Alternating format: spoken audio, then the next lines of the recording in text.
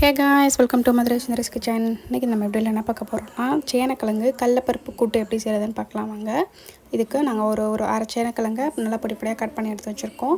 இதுக்கு கடலப்பருப்பு நைட்டே நாங்கள் ஊற போட்டு வச்சுட்டோம். ஒரு 100 கடலப்பருப்பு இருக்கும். நீங்களும் அதே மாதிரி ஊற போட்டு வச்சுக்கோங்க.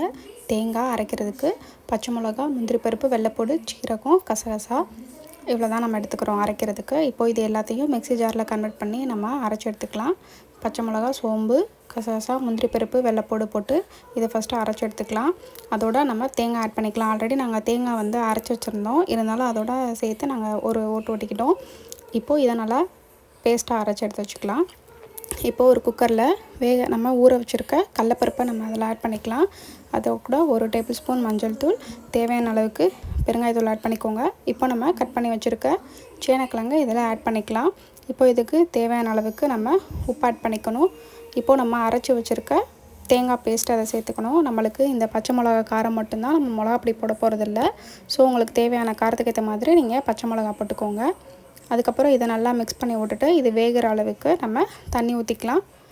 இதை குக்கரில் விசில் போட்டு ஒரு 3 விசில் விட்டு இறக்கணுன்னா அது நல்லா வெந்துடும். இப்போ இது தாளிக்கிறதுக்கு வெங்காயம், கருவேப்பிலை, பட்டை, இலை, சோம்பு எடுத்துக்கலாம். இப்போது பாருங்கள் 3 விசிலில் இது நல்லா வெந்துருச்சு. இப்போ இது தாளிக்கிறதுக்கு அடுப்பில் நம்ம பேன் வச்சுக்கலாம். பேன் சூடானதுமே எண்ணெய் ஊற்றிக்கோங்க. தேங்காய் எண்ணெய் ஊற்றுறதுனால ஊற்றிக்கலாம். எண்ணெய் ஊற்றிட்டு நம்ம எடுத்து வச்சுருக்க சோம்பு, பட்டை, இலை இதை சேர்த்துக்கிட்டு அதுக்கப்புறம் வெங்காயம், கருவேப்பிலை இதையும் சேர்த்து நல்லா வதக்கிக்கலாம். இதுக்கு தாளிக்கிறதுக்கு வரமிளகா 2 சேர்த்துக்கோங்க. ஆல்ரெடி பச்சை மிளகா காரம் தான். இது தாளிக்கிறதுக்கு 2 வரமிளகா சேர்த்துட்டு வெங்காயத்தையும் சேர்த்துட்டு நல்லா வதக்கி விடுங்க. வெங்காயம் கொஞ்சம் ப்ரௌனாக மாறினதுமே நம்ம குக்கரில் இருக்கிற சேனக்கிழங்கு இதை நம்ம இதில் கன்வெர்ட் பண்ணி எடுத்துக்கலாம். இதை ஒரு கிளறி விடுங்க. தண்ணியாக இருந்துச்சுன்னா தண்ணி வற்றட்டும். இது ரொம்ப கெட்டியாக இருந்தாலும் நல்லா இருக்காது. கொஞ்சம் கொலன்னு இருந்தால் தான் நல்லாயிருக்கும். ஸோ நீங்கள் அதே மாதிரி வச்சு ட்ரை பண்ணுங்கள்.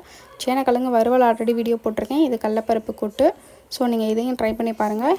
இந்த வீடியோ உங்களுக்கு பிடிச்சிருந்துச்சுன்னா மறக்காமல் லைக் பண்ணுங்கள், ஷேர் பண்ணுங்கள், கமெண்ட் பண்ணுங்கள், சப்ஸ்கிரைப் பண்ணுங்கள். ட்ரை பண்ணி பாருங்கள். தேங்க்ஸ் ஃபார் வாட்சிங்.